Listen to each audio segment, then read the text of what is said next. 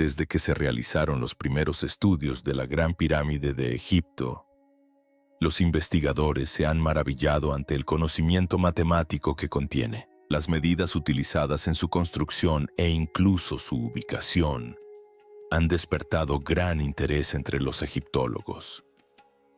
Durante más de un siglo, la Gran Pirámide de Giza fue considerada un enigma resuelto, una estructura colosal construida por humanos antiguos con herramientas sencillas y una organización laboral a gran escala. Pero cuando todos los datos arqueológicos sobre Giza se introdujeron en un sistema de IA imparcial, los resultados mostraron que las cifras ya no coincidían. Los vestigios físicos ya no se correspondían con las herramientas supuestamente utilizadas para crearlos. Lo que descubrió Grok AI no solo desafió la narrativa dominante, sino que demostró que dicha narrativa era insuficiente, una explicación que ya no se sostiene. Durante casi 2 siglos, la egiptología ha operado dentro de un consenso ampliamente aceptado, tan arraigado que cuestionarlo a menudo se ha considerado un riesgo para la credibilidad académica. Se dice que la Gran Pirámide de Giza, construida alrededor del 2560 a.C., durante el reinado del faraón Khufu, fue edificada por decenas de miles de trabajadores organizados que utilizaron herramientas de cobre, trineos de madera y sistemas de rampas. Esta explicación no carece de fundamento. Existen registros jeroglíficos. Se han excavado aldeas de trabajadores cerca de la meseta de Giza. Se aprecian marcas de herramientas en las superficies de piedra. Los papiros documentan la logística del transporte de materiales de construcción, tanto para el público en general como para el mundo académico. El caso se ha considerado cerrado desde hace mucho tiempo. Sin embargo, las cifras que contiene la estructura misma nunca han coincidido del todo con esa explicación. La base de la pirámide estaba nivelada con una precisión de tan solo 2 centímetros en una extensión de 230 metros, una precisión equivalente a una desviación de aproximadamente el 9% respecto a un plano perfecto. Las normas de construcción modernas para grandes estructuras suelen permitir desviaciones de hasta el 0%. La pirámide supera ese estándar por un orden de magnitud. Y este nivel de precisión se atribuye a escuadras de madera plomadas y zanjas de agua. Sus 4 lados están alineados con el norte verdadero con un margen de error de tan solo 3 minutos de arco. Un nivel de precisión que hoy en día requiere instrumentos de topografía avanzados, posicionamiento por satélite y observación astronómica controlada. La arqueología experimental ha intentado repetidamente replicar estas tolerancias utilizando los métodos antiguos propuestos. En todos los casos documentados, los resultados son considerablemente inferiores, con errores que se miden en centímetros en lugar de milímetros. El cronograma de construcción añade una dificultad adicional. El plazo de 20 años registrado en las fuentes antiguas requeriría la colocación de aproximadamente 300 bloques de varias toneladas cada día. Esto se traduce en un bloque cada 2 minutos durante el día de forma continua durante 2 décadas. Esta estimación presupone una logística impecable, ausencia de accidentes y sin periodo de adaptación. Ningún otro proyecto de construcción antiguo conocido exige este nivel de precisión constante en condiciones tan implacables. La explicación convencional ofrece respuestas separadas para cada una de estas anomalías, cuando se consideran de forma aislada. La precisión de la nivelación se atribuye a técnicas perdidas. La alineación astronómica se explica mediante la observación básica de las estrellas.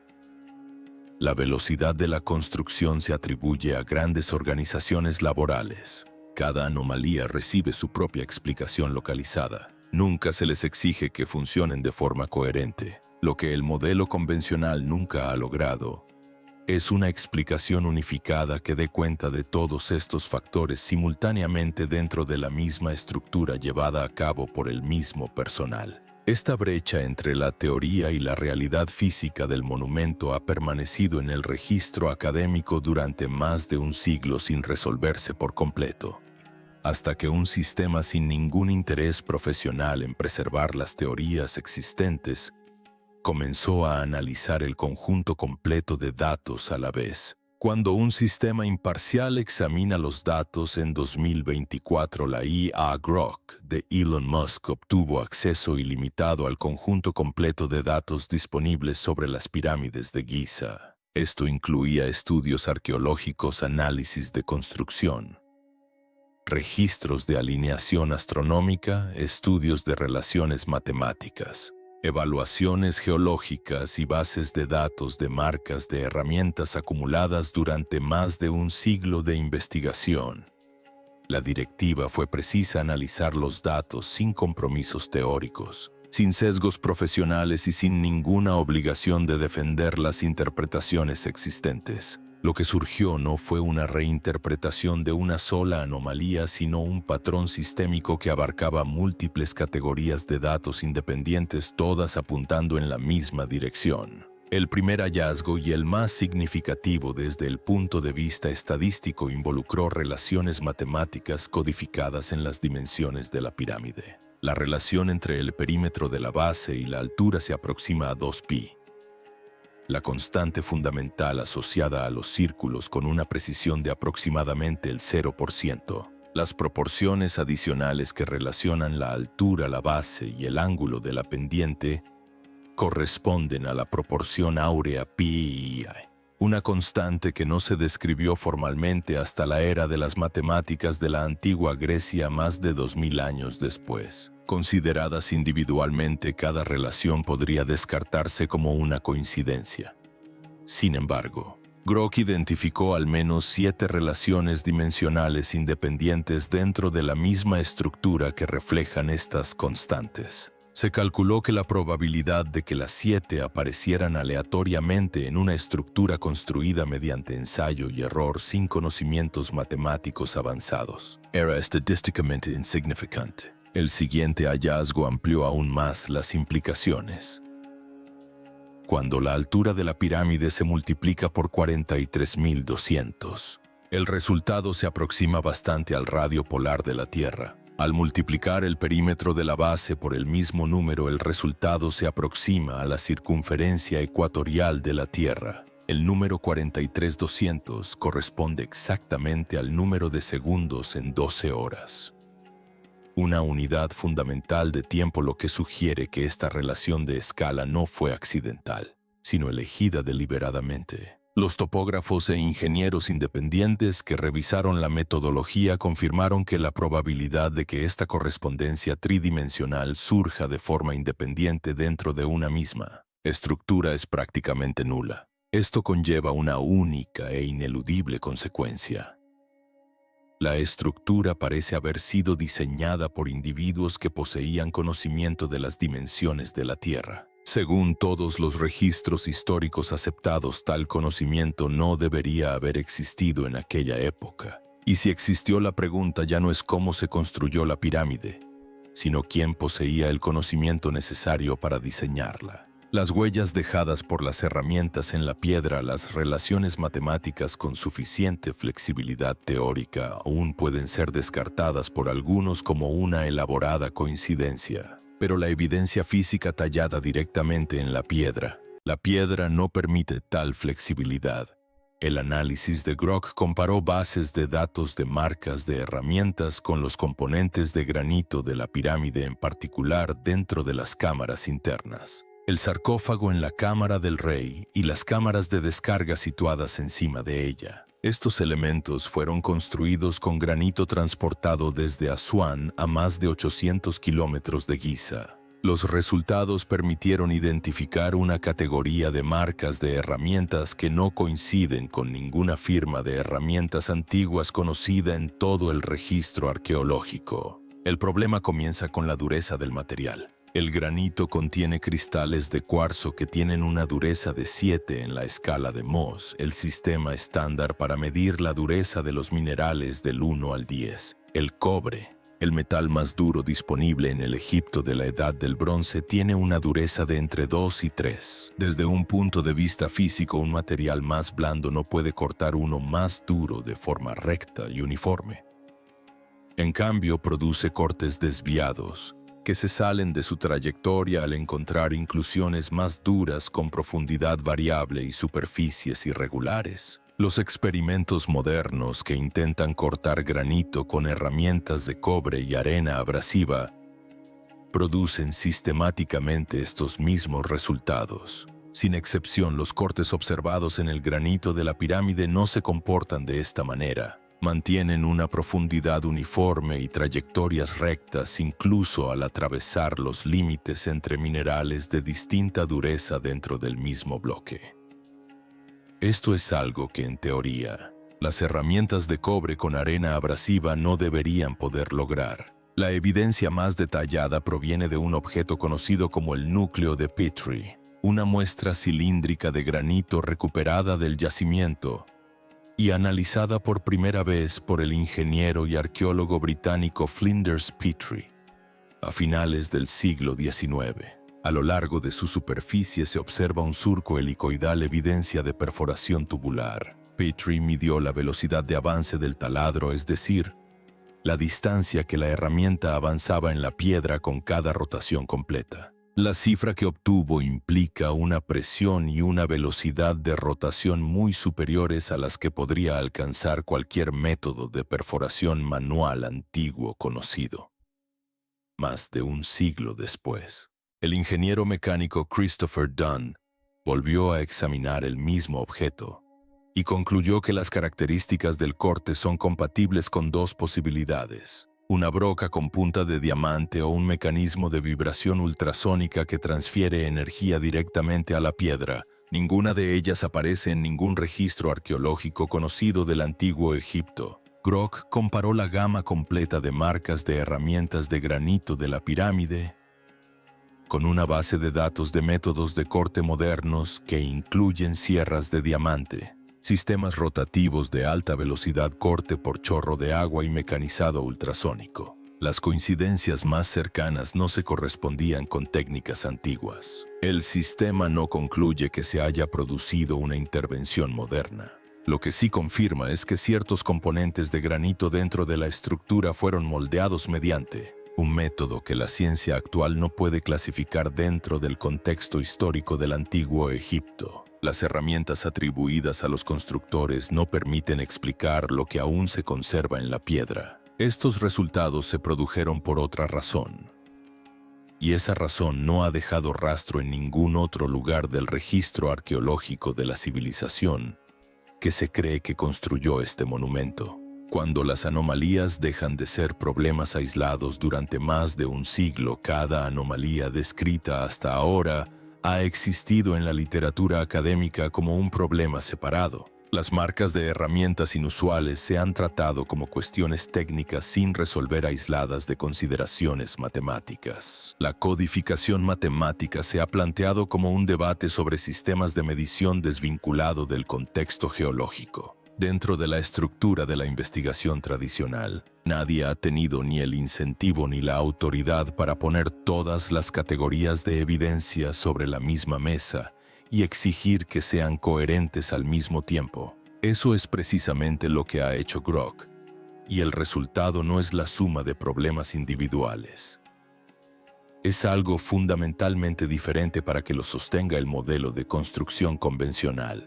Todo lo siguiente debe ser cierto a la vez. Los egipcios de la Edad del Bronce debieron haber logrado una precisión de nivelación 10 veces mayor que los estándares de construcción modernos, utilizando herramientas de madera y metales blandos. Debieron haber alcanzado una alineación astronómica que superaba las capacidades de sus instrumentos de medición. Debieron haber codificado constantes matemáticas que no tenían un marco teórico para describir no una ni dos veces, sino a través de al menos 7 relaciones independientes. Debieron haber cortado granito con herramientas de cobre de maneras que la arqueología experimental moderna no puede reproducir.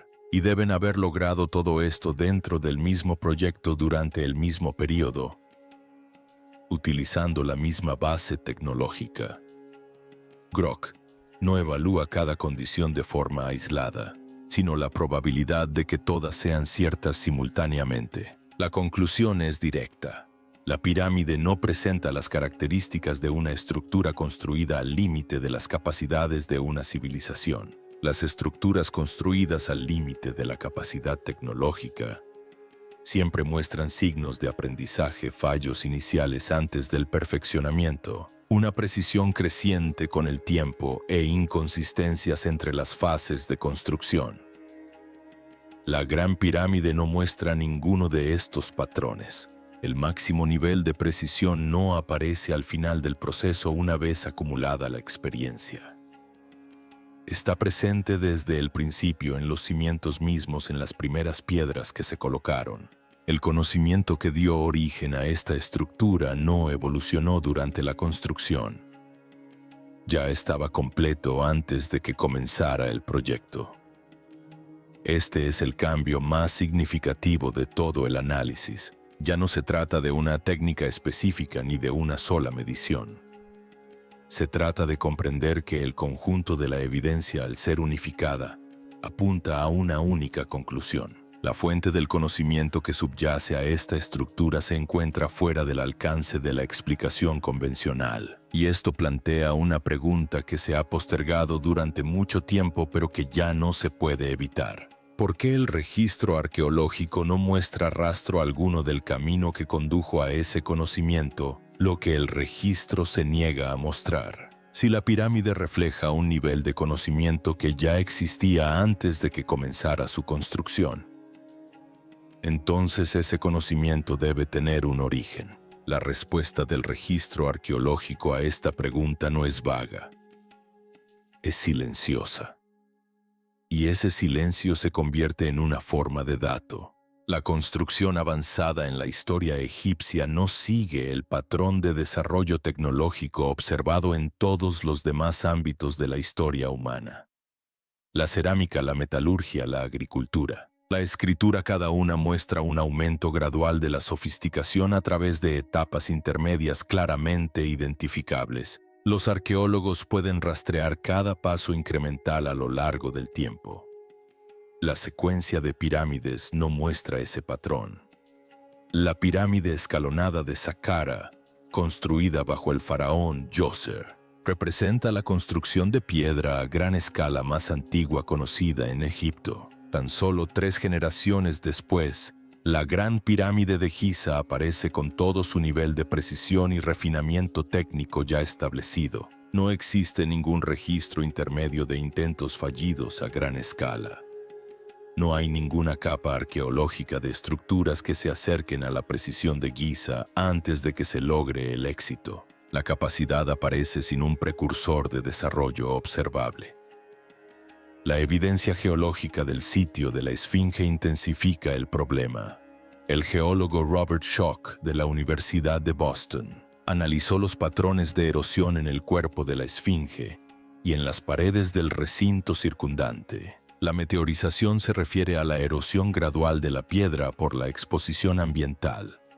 Existen 2 tipos principales: la erosión horizontal causada por el viento y la arena, y la erosión vertical causada por la lluvia.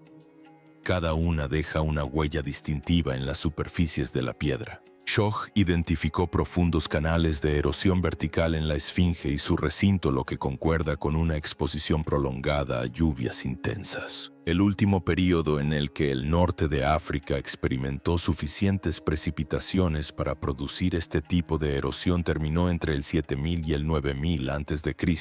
Esto situaría la construcción de la Esfinge, al menos dentro de ese período, mucho antes del surgimiento del Egipto dinástico como civilización. La respuesta arqueológica predominante atribuye estos patrones a la erosión del viento y la arena. El análisis geológico de Grock puso a prueba directamente esta afirmación comparando los patrones de erosión de la Esfinge con los encontrados en estructuras dinásticas confirmadas en la misma meseta de Giza. El resultado es claro: esas estructuras posteriores presentan erosión horizontal impulsada por el viento. La Esfinge muestra erosión vertical provocada por el agua. Dos estructuras en el mismo lugar expuestas al mismo entorno durante milenios presentan, sin embargo, patrones de erosión completamente diferentes. Esta diferencia no puede explicarse por las condiciones climáticas actuales. Esto solo puede explicarse por diferencias de edad. Esto crea un conflicto directo entre dos mediciones verificables de forma independiente. La fecha de construcción aceptada y la huella de erosión no pueden ser correctas simultáneamente.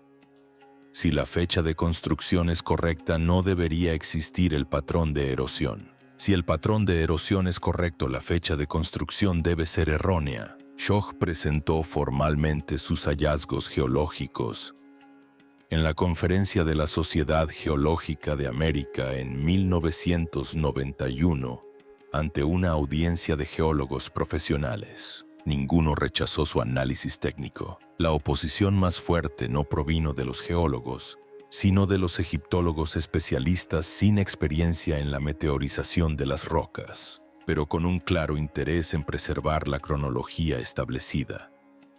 El núcleo de Petrie forma parte del registro desde la década de 1880. El análisis geológico de la Esfinge se presentó formalmente en 1991. La codificación matemática dentro de la pirámide ha sido observada por investigadores independientes durante décadas. Nada de esto alteró el consenso académico, no porque los datos fueran refutados por evidencia más sólida, sino porque cada dato se manejaba de forma aislada en compartimentos separados sin que se exigiera su alineación con los demás. Un sistema que no tenía nada que perder al examinar el panorama completo a la vez, reveló lo que las estructuras académicas especializadas nunca fueron diseñadas para ver. Así se ve la certeza desde fuera.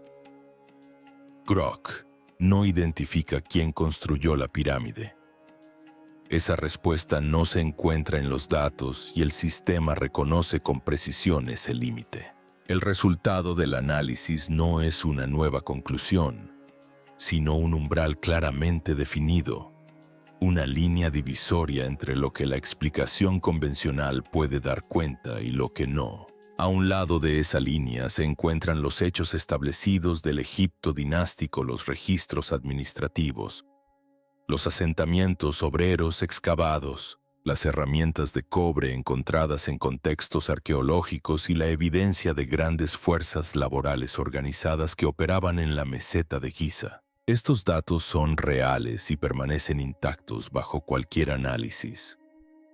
Por otro lado, existen observaciones igualmente reales, una precisión de nivelación que supera los estándares de construcción modernos, una alineación astronómica que excede las capacidades de medición atribuidas a los constructores, una codificación matemática que aparece miles de años antes de su reconocimiento formal, rastros de corte de granito inconsistentes con herramientas de cobre, la ausencia total de precursores del desarrollo en la secuencia de construcción y el conflicto sin resolver entre la fecha de construcción aceptada y la huella de erosión de la Esfinge. Estas observaciones son medibles y no se explican con la evidencia del otro lado. Desde este límite surgen varias posibilidades, ninguna de ellas cómoda. Es posible que los egipcios dinásticos poseyeran una tecnología de construcción mucho más avanzada que la que se conserva en el registro arqueológico. Herramientas o métodos reservados para proyectos reales y nunca ampliamente difundidos, desapareciendo junto con la dinastía que los utilizó. O las pirámides fueron construidas por egipcios dinásticos utilizando conocimientos heredados de una cultura anterior que existió durante el período húmedo del Sahara, cuando el norte de África albergaba poblaciones más grandes y potencialmente más complejas de lo que sugiere la historia registrada. O la evidencia geológica de la Esfinge es correcta, y la meseta de Giza fue el sitio de una construcción monumental mucho antes del Egipto dinástico, llevada a cabo por una civilización de la que actualmente no existe ningún registro histórico confirmado. Cada una de ellas es una hipótesis legítima. Ninguna queda totalmente descartada por la evidencia física. Ninguna queda totalmente confirmada por ella. Lo que Groke establece no es una respuesta a la pregunta de quién construyó la pirámide. Establece que la pregunta sigue sin respuesta y de hecho nunca se ha respondido realmente. La explicación que ha predominado durante más de un siglo no es una conclusión totalmente respaldada por pruebas. Se trata de un marco que se sustenta en parte en la coherencia interna dentro de los campos académicos especializados y en parte en la ausencia de un sistema que cuente con los recursos y el incentivo necesarios para reunir todas las categorías de evidencia y exigir que coincidan al mismo tiempo. Un sistema de inteligencia artificial ha hecho precisamente eso y el resultado no es una teoría extraña. Es una clara confirmación de que la existente es insuficiente. La pirámide sigue en pie. Las medidas no han cambiado. Las marcas en la piedra permanecen y la cuestión de qué lo produjo todo, una cuestión que ha estado presente en los registros académicos durante más de un siglo y que se ha postergado repetidamente, ya no puede descartarse como trivial simplemente porque la respuesta convencional parezca más sencilla, ya que la simplicidad no es prueba de la verdad. Y esa puede ser la conclusión más inquietante de todas.